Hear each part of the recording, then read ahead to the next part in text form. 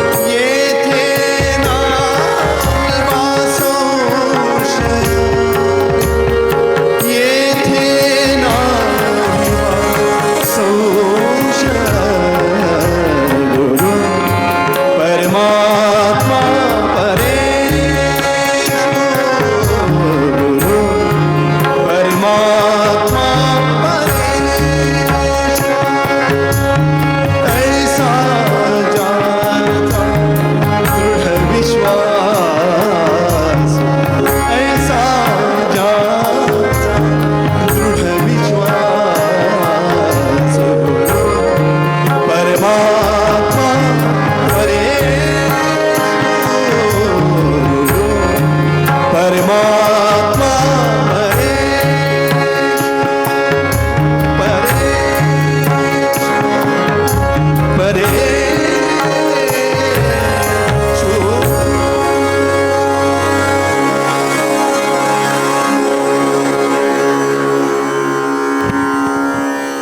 रसिक हो, समर्थ रामदास स्वामींनी सुद्धा आपल्याला गुरु परमात्मा परेशु असाच विचार करायला शिकवलेला आहे, किंबहुना सांगितलेलं आहे. कारण ते सुद्धा म्हणतात की गुरु थोर की देव थोर म्हणावा, कोणा नमस्कार आधी करावा. मनी चिंतिता सद्गुरु थोर वाटे, आणि का तर तयाचे प्रसादे रघुनाथ भेटे. की गुरुला थोर म्हणावं की ईश्वराला थोर म्हणावं. आणि समजा गुरु आणि ईश्वर एकाच वेळी समोर येऊन उभे ठाकले आणि नमस्कार करायची पाळी आली, तर मग पहिला नमस्कार आता करायचा कोणाला? देव म्हणून देवाला की गुरु म्हणून गुरुला? तर समर्थ रामदास स्वामी आपल्याला सांगतात की पहिला नमस्कार हा गुरुला करा, देवाला नको. का? तर या टाळ्या कृतज्ञतापूर्वक रामदास स्वामींसाठी आहे, याची मला कल्पना आहे. तर कारण जो समोर देव म्हणून उभा ठाकलेला आहे तो परमेश्वर आहे की कुणी मायावी आहे की आपलं स्वप्न आहे, याचं मार्गदर्शन पुन्हा आपल्याला कोण करणार? गुरुच करणार. त्यामुळे गुरुला नमस्कार आपण आधी केला पाहिजे. आणि गुरुला पहिला नमस्कार, गुरुची आधी सेवा म्हणजे कोणाची बरं? तर याचं उत्तर सुद्धा आपल्याला सोपं करून संतांनी सांगितलेलं आहे. संत म्हणतात आई बाबांची सेवा करा, आई पहिला गुरु, वडील दुसरे गुरु. आई वडिलांची जो सेवा करतो आणि मनोभावे, केवळ कर्तव्य म्हणून नाही, जो मनोभावे सेवा करतो त्याच्या भेटीसाठी स्वतः विठ्ठल येतो आणि उभा राहतो आणि विचारतो, तुझ्यासाठी उभा राहतोय, कुठं बरं राहू? तुम्ही वीट काढून दिली तर विटेवर सुद्धा उभं राहतो. आणि असं मी नाही म्हणत, असं संत चोखामेळा आपल्याला सांगतात. आणि उदाहरण देताना पुंडलिकांची आपल्याला गोष्टही सांगतात. आणि हीच गोष्ट सांगणारी ही रचना आता आपल्यासमोर सिया पै प्रस्तुत करतील.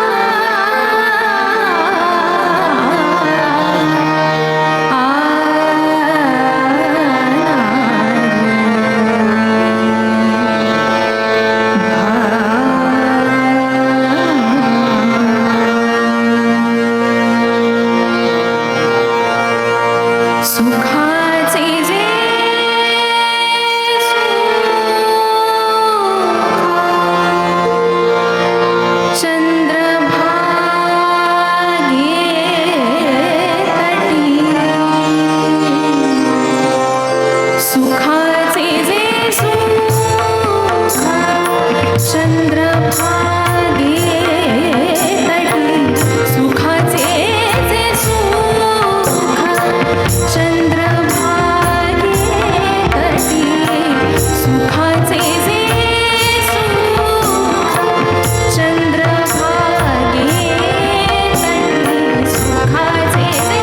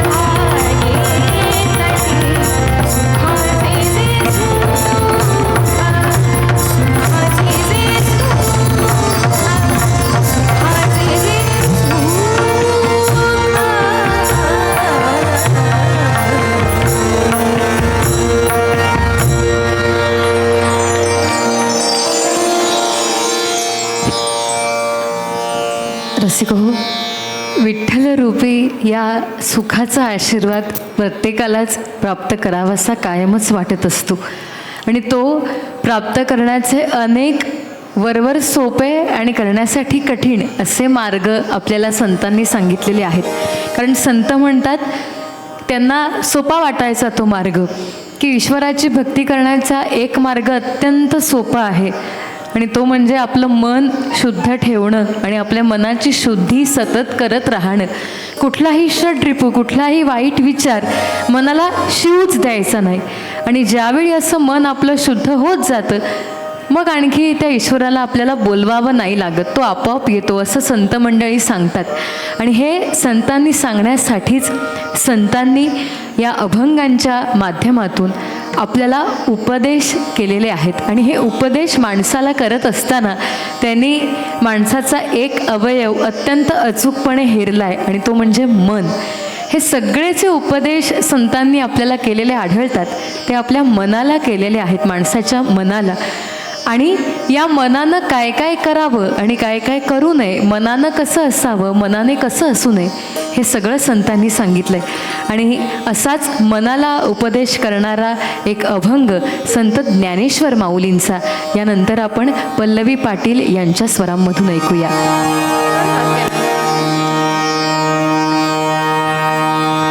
हॅलो.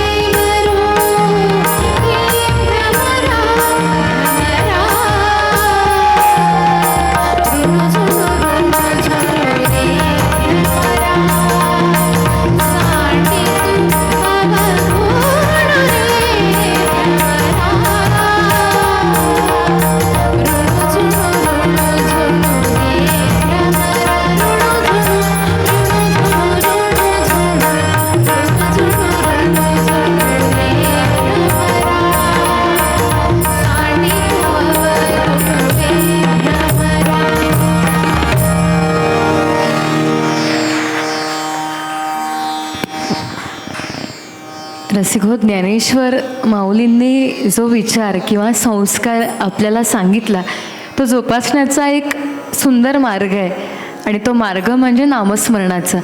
ईश्वराचं नामस्मरण केलं, देवाचं नाव घेतलं की आपलं मन शुद्ध होतंच की.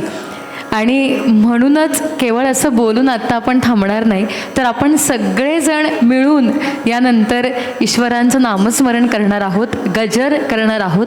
डॉक्टर प्रवीण गावकर सरांसोबत आपण सर्वजण मिळून आता आधी गजर करूया आणि मग त्याला जोडून कार्यक्रमामधला पुढचा अभंग, पुढची प्रस्तुती आपण त्यांच्याच स्वरामधून ऐकूया.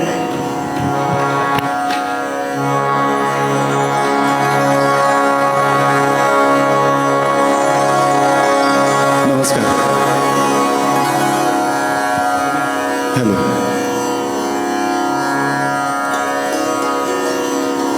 आता आम्ही सगळीजण मिळून विठ्ठल नामाचा गजर करूया. मानसीने आताच सांगला, तुम्ही बी आमच्याबरोबर विठ्ठलाचं गजर करूया.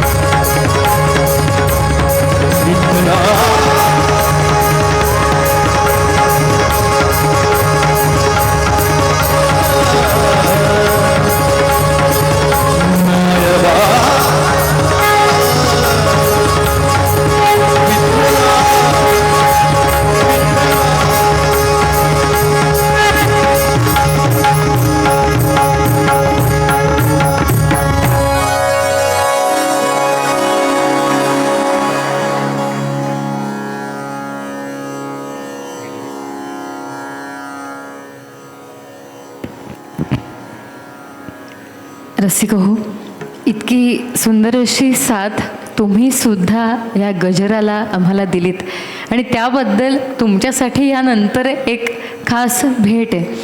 आणि ती भेट अशी आहे की आजच्या भक्तिभाव या कार्यक्रमाचं शीर्षकच भक्तिभाव असल्यामुळे आपण अभंग तर ऐकणार आहोतच, याही नंतर आपण ते ऐकूच. पण आम्हाला कल्पना आहे की आपल्यातील प्रत्येकाच्या मनामध्ये भावगीतांचं सुद्धा एक वेगळं स्थान आहे. आणि काही अशी जुनी भावगीतं आहेत की ज्यांना आपण केवळ आणि केवळ ती लोकार्पित झालेलं वर्ष जुनं आहे म्हणून फक्त जुनं म्हणतो, नाहीतर आत्तासुद्धा अत्यंत नवीन वाटावी आणि मनाला प्रसन्नता द्यावी अशी ती सगळी भावगीतं आहेत. आणि अशाच काही निवडक भावगीतांची एकामागोमाग एक अशी गुंफण आम्ही केलेली आहे, मेडली तयार केलेली आहे. आणि ती भावगीतांची मेडली आता मंचावरील व्यासपीठावरील तीनही गायक तुमच्यासमोर प्रस्तुत करतील. सुंदर अशा भावगीतांची ही पुढील मेडली आपण ऐकूया.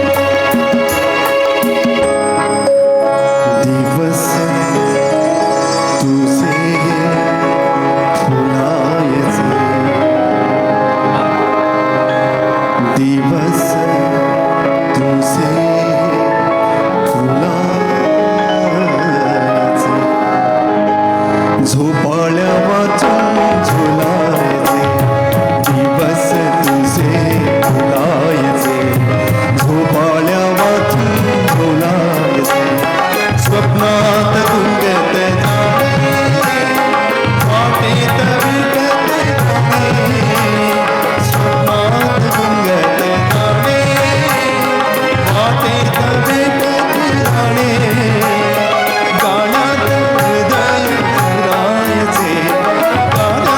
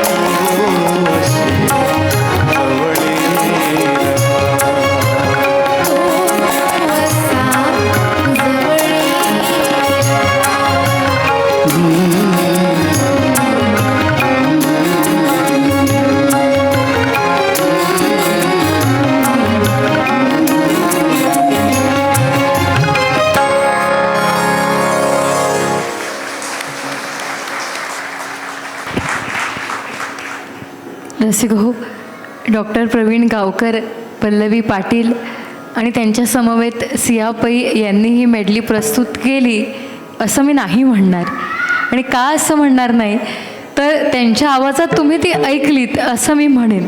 कारण इथं बसून आम्ही पाहत होतो की तुमच्यामधले अनेक जण गाणं सुरू झालं की स्वतःही गात होते प्रत्येक गाणं. एवढं मोठं स्थान या सगळ्या भावगीतांचं खरं तर आपल्या मनामध्ये आहे की ऐकल्यावर आपल्याला वाटतंच की आपण सुद्धा गुणगुणावं. आणि हे खरं तर श्रेय सर्व गीतकारांचं आहे की ज्यांनी ही गीतं लिहिली, संगीतकारांचं आहे की ज्यांनी ही सगळी भावगीतं जी आपण ऐकली, मी प्रत्येकाचं काही आता नाव नाही घेणार, त्या सगळ्या संगीतकारांनी इतकं सुंदर संगीतबद्ध केलं. आणि सगळे गायक ज्यांनी ही जी मेडली आपण ऐकली त्यामधलं जे प्रत्येक भावगीत होतं ते गायलेलं आहे. आणि अशी अजरामर अशा भावगीतांची ही मेडली आत्ता आपण ऐकली आणि गायली सुद्धा.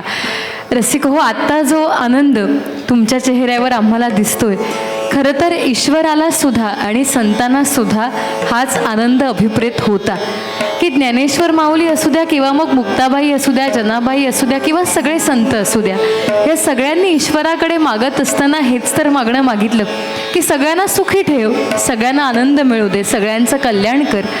आणि हा जो ईश्वर आहे त्याची कृपादृष्टी ज्यावेळी प्राप्त झालेली असते, त्या ईश्वराचा वास ज्यावेळी एखाद्या वास्तूमध्ये, एखाद्या गावामध्ये, एखाद्या प्रांतामध्ये असतो, त्यावेळी संत मंडळी असं म्हणतात की सगळेजण आपोआप सुखी होतातच. आणि जिकडे तो ईश्वर आहे वास्तव्य करून त्या जागी आनंद कसा असतो ते सांगणारी एक सुंदर अशी गवळण संत भानुदासांनी लिहिलेली आहे की त्यामध्ये संत भानुदास कशा पद्धतीनं फक्त मनुष्य नाही तर प्राणीसुद्धा सुखी आहेत ते आपल्याला सांगतात. आणि तीच गवळण यानंतर सिया पै आपल्यासमोर प्रस्तुत करणार आहेत.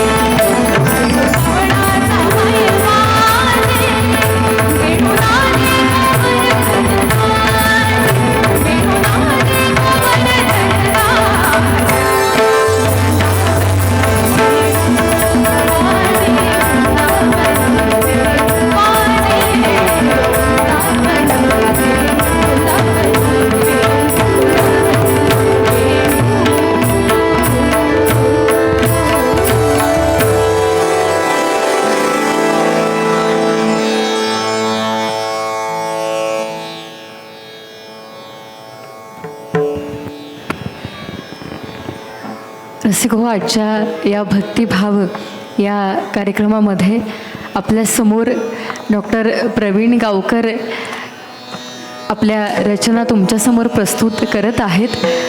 आपण सर्वजण जाणताच आणि कार्यक्रमाच्या सुरुवातीला सुद्धा उल्लेख झाला की याच काणकोणचे ते सुपुत्र आहेत आणि त्याचबरोबर ज्यांनी हा कार्यक्रमाचा प्रस्तुत केलेला आहे ते स्वस्तिकचे ते सर्व आहेत आणि त्यांची एक वेगळी ओळख म्हणजे या आधीचं गाणं आणि या नंतरची रचना आपण ज्या दोघींच्या स्वरांमधून ऐकणार आहोत त्या दोघींचेही ते गुरु आहेत.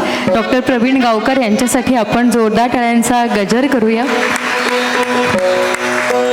मी सांगितल्याप्रमाणे या आधीची गवळण ज्यांनी प्रस्तुत केली त्या सियापई डॉक्टर प्रवीण गावकर यांच्या शिष्या आणि त्याचबरोबर सध्या पुण्यामध्ये राहून वाणिज्य शाखेतला पुढचा अभ्यास त्यांचा त्या करत आहेत अशा सियापई.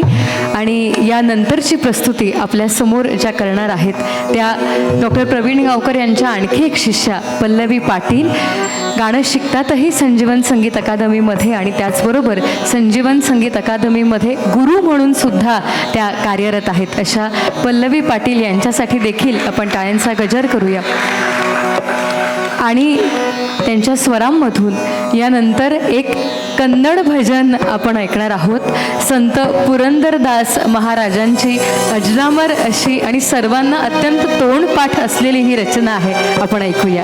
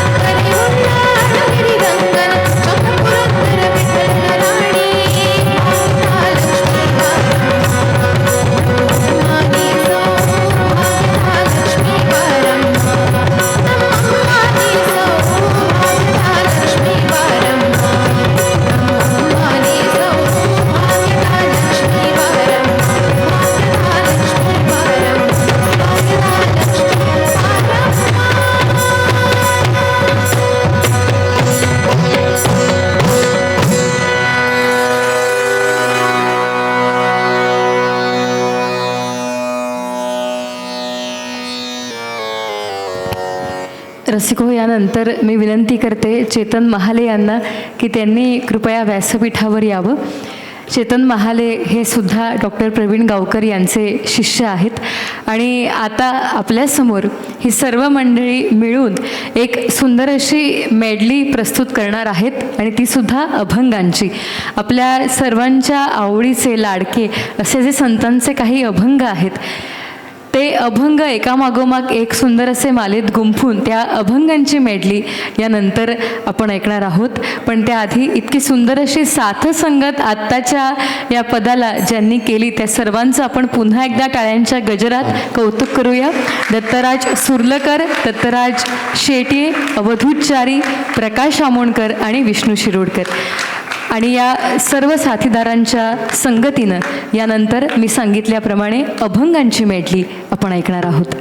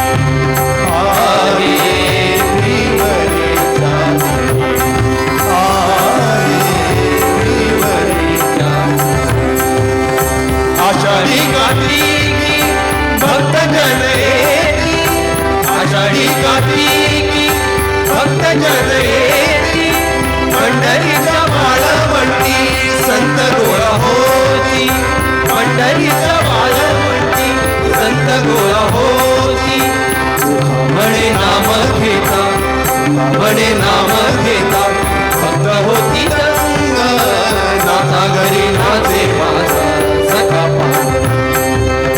नाथा घरी नाचे माझा सखा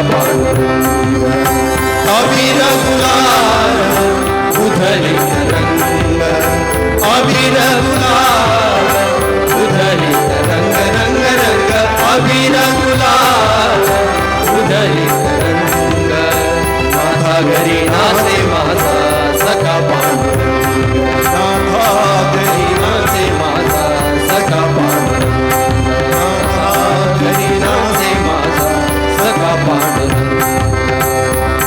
संगभार पंढरीका संगभार पंढरीका संगभार पंढरीका कीर्तनाचा गजर होता कीर्तनाचा गजर होता संगभार पंढरीका संगभार पंढरीका संगभार पंढरीका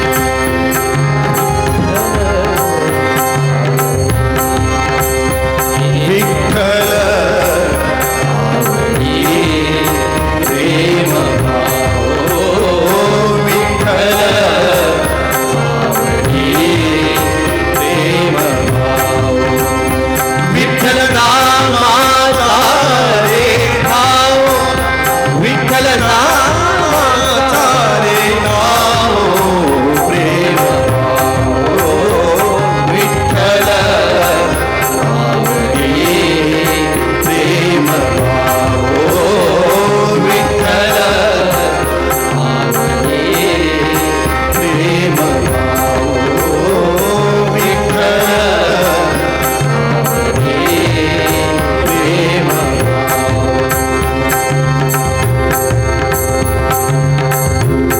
कानडा राजा पंढरीचा कानडा राजा पंढरीचा वेदा नाही कळला वेदा नाही कळला अंत पारया कानडा राजा पंढरीचा कानडा राजा पंढरीचा राजा पंढरीचा राजा पंढरीचा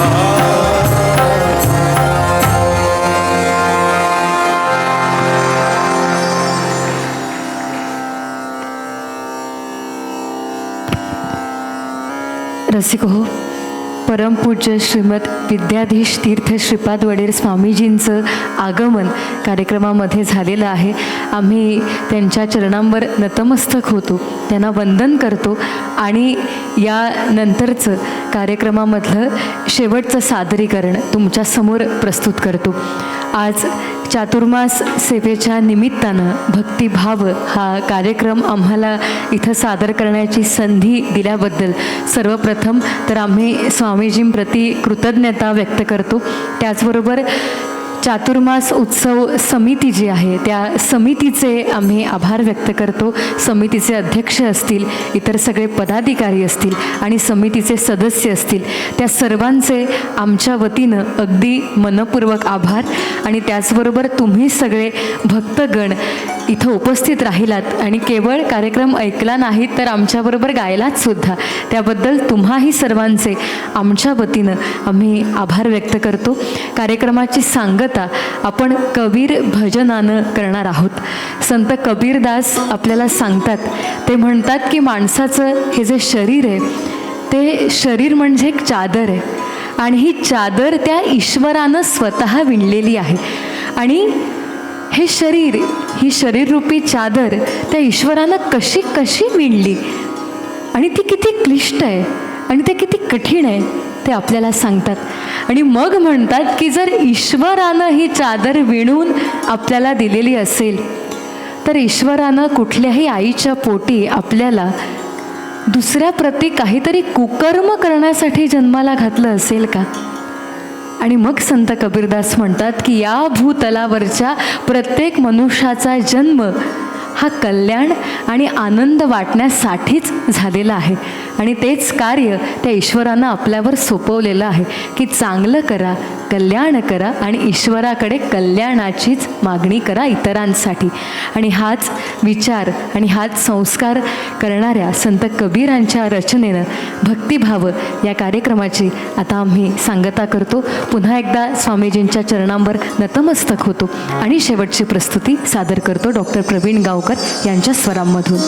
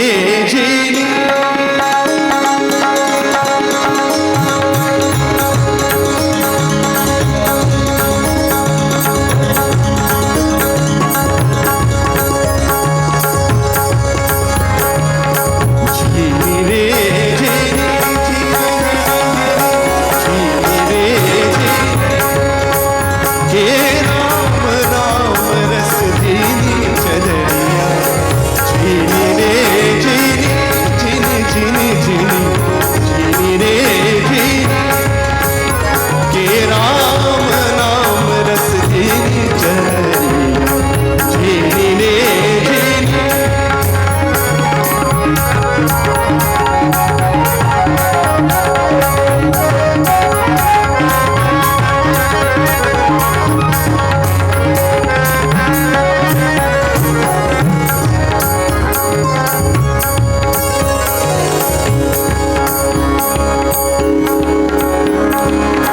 अष्टकमल का चरखा बनाया पाँच तत्व की पूनी चदरिया अष्टकमल का चरखा बनाया पाँच तत्व की पूनी चदरिया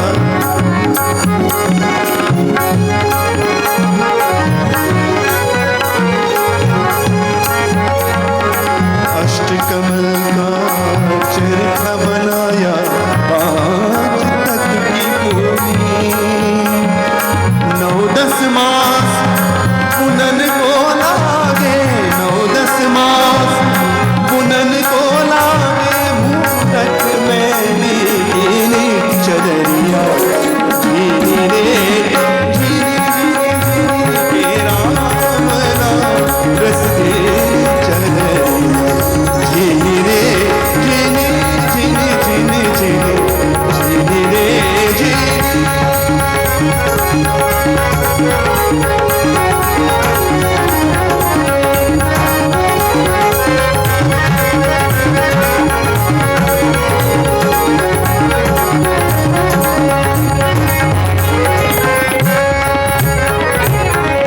जो प्रहलाद सुदामनि ओढ़ी जो प्रहलाद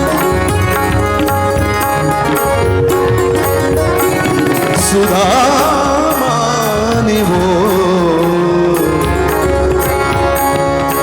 जो प्रहलाद